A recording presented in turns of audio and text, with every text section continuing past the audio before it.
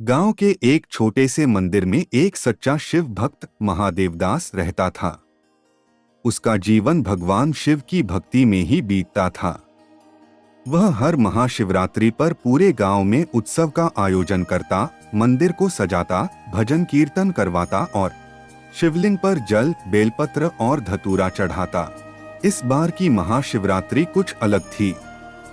मंदिर के महंत ने घोषणा की कि इस बार जो भी सबसे कठोर तपस्या करेगा, उसे स्वयं भगवान शिव का आशीर्वाद प्राप्त होगा। यह सुनकर पूरे गांव के लोग अलग अलग प्रकार की कठिन साधनाएं करने लगे। कोई ठंडे पानी में स्नान कर रहा था, कोई उपवास रख रहा था, तो कोई पूरी रात जागकर शिव का ध्यान कर रहा था।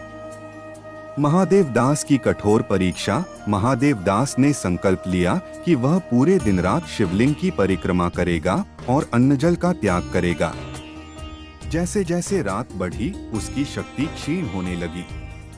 भूख और प्यास से उसका शरीर कांप रहा था, लेकिन उसका मन शिवमय था।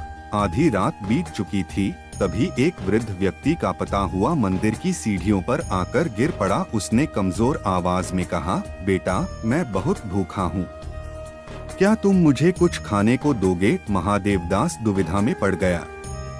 यदि वह वृद्ध को भोजन देता तो उसका व्रत टूट जाता और उसकी कठिन साधना व्यर्थ चली जाती। लेकिन यदि वह उसकी मदद न करता तो वह एक भूखे व्यक्ति को तड़पता छोड़ देता। थोड़ी देर सोचने के बाद उसने अपना संकल्प तोड़ दिया और वृद्ध को मंदिर में बैठाकर उसे भोजन और पानी दिया। वृद्ध ने कृतज्ञता से उसकी ओर देखा और मंद मंद मुस्कुराते हुए कहा, तुम्हारी भक्ति सच्ची है। तुम्हारे शिव तुम्हारे तप से नहीं, तुम्हारे प्रेम से प्रसन्न होते हैं। महादेवदास वृद्ध की ये बातें सुनकर आश्चर्यचकित था। जैसे ही उसने झुककर उनके चरण छुए, वह वृद्ध एक दिव्य प्रकाश में परिवर्तित हो गए और सामने स्वयं भगवान शिव प्रकट हुए। शिव बोले, महादेवदास, तुमने सबसे कठिन तपस्या की है, इंसानियत की। सच्ची भक्ति वही होती है जिसमें दया, प्रेम और सेवा का भाव हो। मैं तुमसे प्रसन्न हूँ, मांगो, क्या वरदान चाहते हो? महादेवदास की आंखों में आंसू थे। वह हाथ जोड़कर बोला, भगवान, बस इतनी कृपा कीजिए कि यह गांव सदा सुखी और समृद्ध रहे। यहाँ के लोग कभी भूखे न रहें और सबका मन आपके प्रति श्रद्धा से भरा रहे। भगवान शिव मुस्कुराए और बोले, तथास्तु। कहते ही वह अंतर्धान हो गए। अगली सुबह जब गांव के लोग मंदिर आए तो उन्होंने देखा कि शिवलिंग स्वयं चमक रहा था और मंदिर का वातावरण दिव्य ऊर्जा से भरा था।